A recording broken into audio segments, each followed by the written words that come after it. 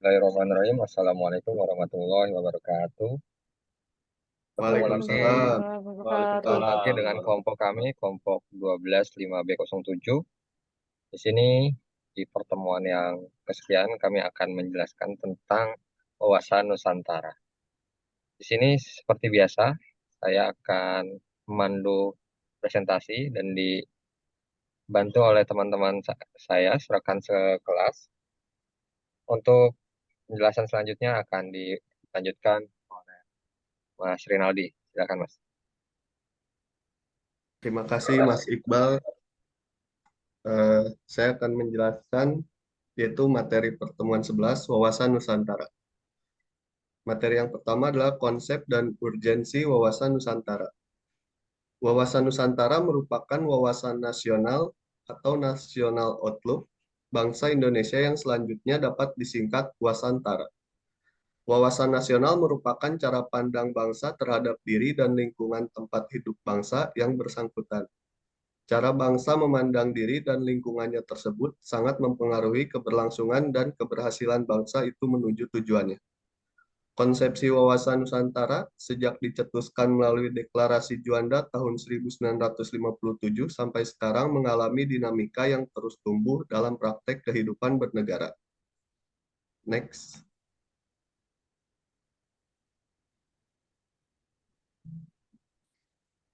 Wawasan Nusantara bisa kita bedakan dalam dua pengertian, yakni pengertian etimologis dan pengertian terminologi.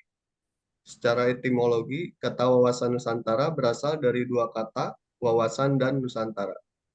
Wawasan dari kata wawas dalam arti bahasa Jawa yang artinya pandangan.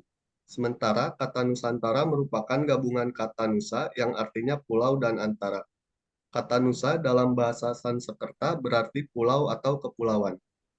Sedangkan dalam bahasa Latin, kata Nusa berasal dari kata Nesos yang dapat berarti semenanjung, bahkan suatu bangsa.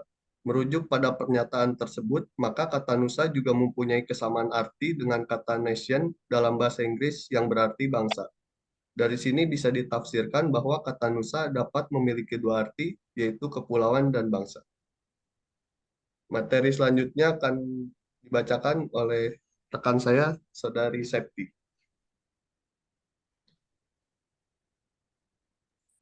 Baik, saya akan melanjutkan presentasinya. Kata kedua yaitu antara, memiliki padanan dalam bahasa Latin, in dan tra, yang berarti antara atau dalam suatu kelompok. Antara juga mempunyai makna yang sama dengan kata inter dalam bahasa Inggris yang berarti antar atau antara dan relasi. Sedangkan dalam bahasa Sanskerta, kata antara dapat diartikan sebagai laut, seberang atau luar. Bisa ditafsirkan bahwa kata antara mempunyai makna antar atau antara, relasi, seberang, atau laut. Dalam penjabaran di atas, penggabungan kata Nusa dan Antara menjadi kata Nusantara dapat diartikan sebagai kepulauan yang di antara pulau, laut atau bangsa-bangsa yang dihubungkan oleh laut. Selanjutnya,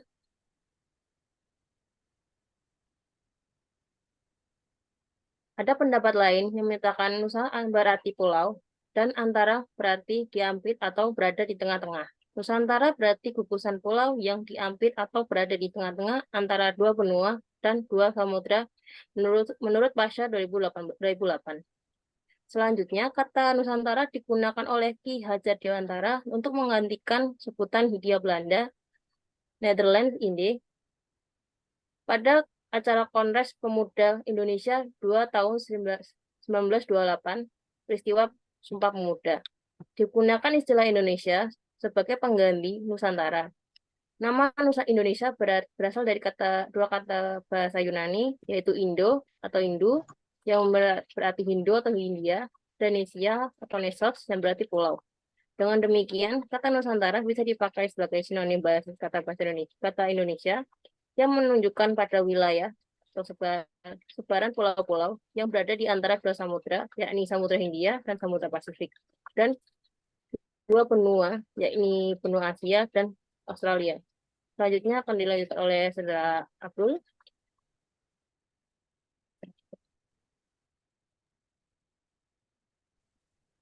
Berdasar pengertian terminologis, wawasan Nusantara merupakan pandangan bangsa Indonesia terhadap lingkungan tempat berada termasuk dari bangsa Indonesia itu sendiri. Untuk membangun semangat kebangsaan dan cinta tanah air, meskipun tampak bahwa wilayah Indonesia itu terdiri dari banyak pulau dengan lautan yang luas, kita memandang wilayah Indonesia itu tetap merupakan satu kesatuan sebagai satu wilayah.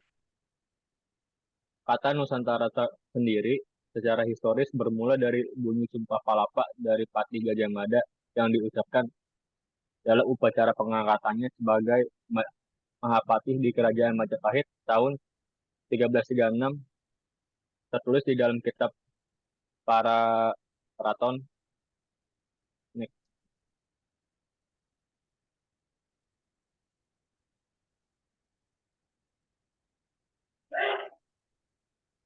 Jadi bangsa Indonesia memandang wilayah berikut bangsa yang ada di dalamnya sebagai satu satuan. Itulah esensi atau hakikat dari wawasan Nusantara. Hakikat atau esensi wawasan Nusantara adalah persatuan bangsa dan kesatuan wilayah.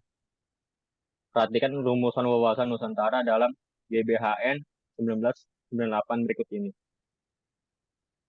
Wawasan Nusantara adalah cara pandang dan sikap bangsa Indonesia mengenai diri dan lingkungannya, dengan mengutamakan persatuan dan kesatuan bangsa serta kesatuan wilayah dalam penyelenggaraan kehidupan bermasyarakat, berbangsa, dan bernegara.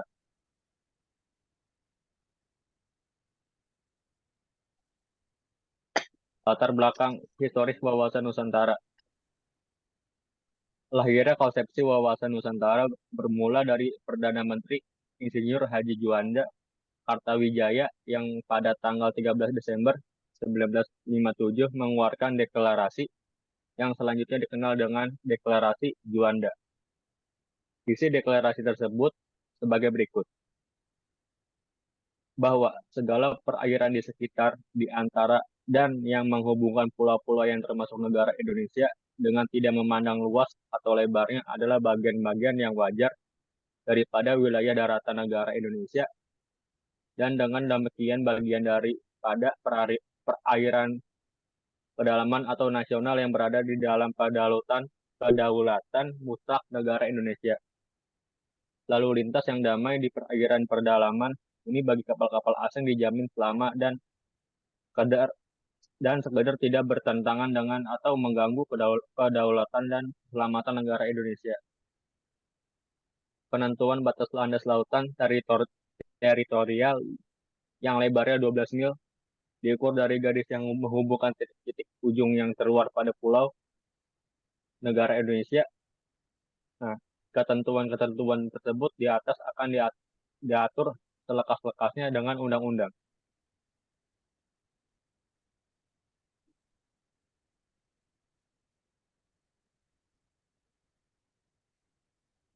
Isi pokok deklarasi di atas adalah bahwa lebar laut teritorial Indonesia 12 mil yang dihitung dari garis yang menghubungkan pulau terluar Indonesia.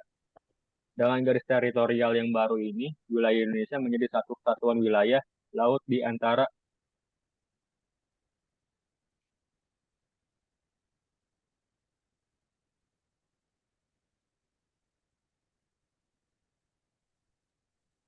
Isi pokok deklarasi sebelum di atas bahwa lebar laut teritorial Indonesia 12 mil yang dihitung dari garis menghubungkan pulau terluar Indonesia. Dengan garis teritorial yang baru ini, wilayah Indonesia menjadi satu kesatuan wilayah. Laut di antara pulau bukan lagi sebagai pemisah karena tidak lagi laut bebas, tetapi sebagai penghubung pulau. Sebelum keluarnya deklarasi Juanda, wilayah Indonesia didasarkan pada TT Riolesi and Maritime Pine Foto 1939 atau dikenal dengan nama Ordonansi 1939, sebuah peraturan dibuat pemerintah Hindia Belanda. Ini ordonansi tersebut pada intinya adalah penentuan lebar laut lebar 3 mil laut dari garis pangkal berdasarkan garis air pasang surut atau konter pulau atau darat. Next. Latar belakang sosiologi wawasan Nusantara. Berdasarkan pada kondisi wilayah budaya masyarakat Indonesia, wawasan Nusantara yang pada awalnya berpandangan akan kesatuan akan keutuhan wilayah diperluas lagi sebagai pandangan akan persatuan bangsa. Bangsa Indonesia tidak ingin lagi terpecah dalam banyak bangsa. Untuk mewujudkan persatuan bangsa ini dibutuhkan penguatan semangat kebangsaan secara terus-menerus.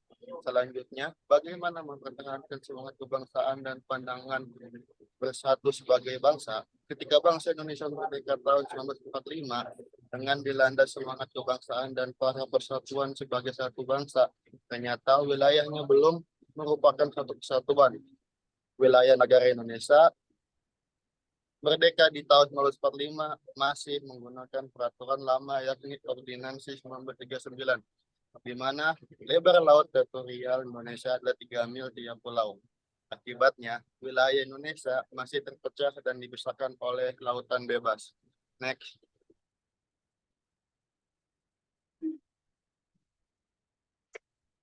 Oleh sebab itu, perlu diupayakan bagaimana agar terjadi satu kesatuan wilayah guna mendukung semangat kebangsaan ini. Salah satunya dengan konsep wawasan Nusantara yang diawali dengan keluarga Deklarasi Juanda 1957. Dengan demikian, wawasan Nusantara tidak hanya wawasan kewilayahan, tetapi juga berkembang sebagai wawasan kebangsaan. Esensi wawasan Nusantara tidak hanya kesatuan atau keutuhan wilayah, tetapi juga persatuan bangsa. Next. Latar belakang politis wawasan Nusantara. Wawasan Nusantara yang bermula dari Deklarasi Juanda 1957, selanjutnya dijadikan konsepsi politik kenegaraan. Rumusan wawasan Nusantara dimasukkan dalam naskah garis besar Haluan Negara GBHN sebagai hasil ketetapan MPR mulai tahun 1973 sampai dengan 1998. Setelah GBHN tidak berlaku disebabkan MPR tidak lagi diberi kewenangan menetapkan GBHN, konsepsi wawasan Nusantara dimasukkan pada rumusan pasal 25A UUD NRI 1945 hasil perubahan keempat tahun 2002.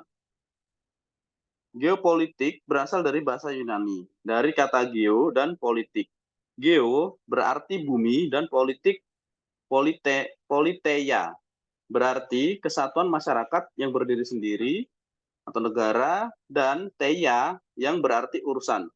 Sementara dalam bahasa Inggris, politik adalah suatu rangkaian asas atau prinsip, keadaan, cara, dan alat yang digunakan untuk mencapai cita-cita atau tujuan tertentu. Tindakan, cara, dan perilaku masyarakat dipengaruhi oleh kondisi geografi tempat masyarakat hidup. Selanjutnya, geopolitik dipandang sebagai studi atau ilmu. Selanjutnya dilanjutkan oleh Frida.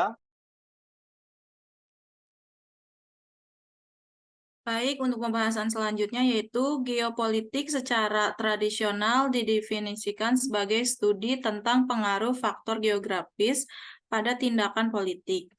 Geopolitik dimaknai sebagai ilmu penyelenggaraan negara yang setiap kebijakannya dikaitkan dengan masalah-masalah geografi wilayah atau tempat tinggal suatu bangsa. Geopolitik adalah ilmu yang mempelajari hubungan antara faktor-faktor geografi, strategis, dan politik suatu negara. Adapun dalam implementasinya diperlukan suatu strategi yang bersifat nasional. Ernaya Suradinata tahun 2001. Pandangannya tentang wilayah, letak, dan geografi suatu negara akan mempengaruhi kebijakan atau politik negara yang bersangkutan. Next.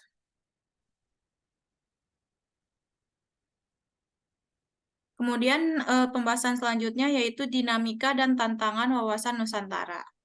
Dengan adanya konsepsi wawasan Nusantara, wilayah Indonesia menjadi sangat luas dengan beragam isi flora, fauna, serta penduduk yang mendiami wilayah itu. Namun, Namun demikian, konsepsi wawasan Nusantara juga mengajak seluruh warga negara untuk memandang keluasan wilayah dan keragaman yang ada di dalamnya sebagai satu kesatuan. Kehidupan politik, ekonomi, sosial budaya, pertahanan, dan keamanan dalam kehidupan bernegara merupakan satu kesatuan. Luas wilayah Indonesia tentu memberikan tantangan bagi bangsa Indonesia untuk mengelolanya. Hal ini dikarenakan luas wilayah memunculkan potensi ancaman dan sebaliknya memiliki potensi keunggulan dan kemanfaatan. Dinamika yang berkembang itu misalnya, jika pada masa lalu penguasaan wilayah dilakukan dengan pendudukan militer, maka sekarang ini lebih ditekankan pada upaya perlindungan dan pelestarian alam di wilayah tersebut. Tantangan yang berubah, misalnya adanya perubahan dari kejahatan konvensional menjadi kejahatan di dunia maya.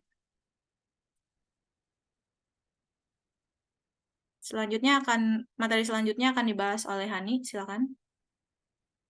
Baik, selanjutnya ada wawasan Nusantara. Wilayah itu harus merupakan satu kesatuan, tidak lagi terpisah-pisah oleh adanya lautan bebas. Sebelumnya, kita ketahui bahwa wilayah Indonesia itu terpecah-pecah sebagai akibat dari aturan hukum kolonial Belanda, yakni Ordonansis tahun 1939. Baru setelah adanya Deklarasi Juanda tanggal 13 Desember 1957, wilayah Indonesia baru merupakan satu kesatuan, di mana laut tidak lagi merupakan pemisah tetapi sebagai penghubung. Wawasan Nusantara yang pada awalnya sebagai konsepsi kewilayahan berkembang menjadi konsepsi kebangsaan. Artinya, wawasan Nusantara tidak hanya berpandang keutuhan wilayah, tetapi juga persatuan bangsa. Bangsa Indonesia dikenal sebagai bangsa yang heterogen. Heterogenitas bangsa ditandai dengan keragaman suku, agama, ras, dan kebudayaan. Bangsa yang heterogen dan beragam ini juga harus mampu bersatu. Selanjutnya. Wilayah Indonesia sebagai satu kesatuan memiliki keunikan antara lain. 1. Bercirikan negara kepulauan Archipelago State dengan jumlah 17.508 pulau. Yang kedua, luas wilayah 5.192 juta kilometer persegi dengan perincian daratan seluas 2.027 juta kilometer persegi dan laut seluas 3.166 juta kilometer persegi. Negara kita terdiri 2/3 lautan atau perairan. Yang ketiga, jarak utara-selatan 1.888 km dan jarak timur-barat 5.110 km. 4. Terletak di antara dua benua dan dua samudra, posisi silang. Yang kelima, terletak pada garis khatulistiwa. Yang keenam, berada pada iklim tropis dengan dua musim. Yang ketujuh, menjadi pertemuan dua jalur pegunungan yaitu Mediterania dan Sirkumpasifik. Yang kedelapan, berada pada 60 lintang utara sampai 110 lintang selatan dan 950 bujur timur sampai 1410 bujur timur. Yang kesembilan, wilayah yang subur dan habitable atau dapat dihuni. Dan yang terakhir, kaya akan flora, fauna, dan sumber daya alam. Selanjutnya akan dijelaskan oleh Kak Iqbal, silahkan.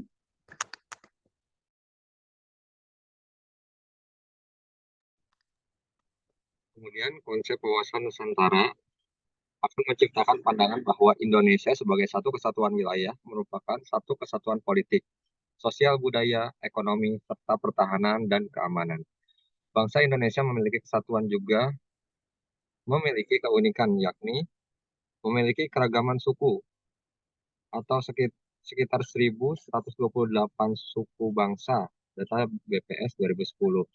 Yang kedua, memiliki jumlah penduduk besar sekitar 242 juta Bank Dunia tahun 2011. Yang ketiga, Indonesia juga memiliki keragaman ras, Indonesia juga memiliki keragaman agama, dan yang terakhir, Indonesia memiliki keragaman kebudayaan sebagai konsekuensi dari keragaman suku dan bangsa. Kemudian, melalui konsep wawasan Nusantara, Indonesia berusaha untuk memelihara kesatuan kewilayahannya, untuk mengelola keragaman dan menghadapi tantangan dinamika zaman untuk mencapai tujuan pembangunan nasional. Demikian presentasi dari kelompok kami. Mohon maaf atas banyak kesalahannya. Wabillahi taufiq wal hidayah. Wassalamualaikum warahmatullahi wabarakatuh. Waalaikumsalam warahmatullahi Waalaikumsalam warahmatullahi wabarakatuh. wabarakatuh. Waalaikumsalam warahmatullahi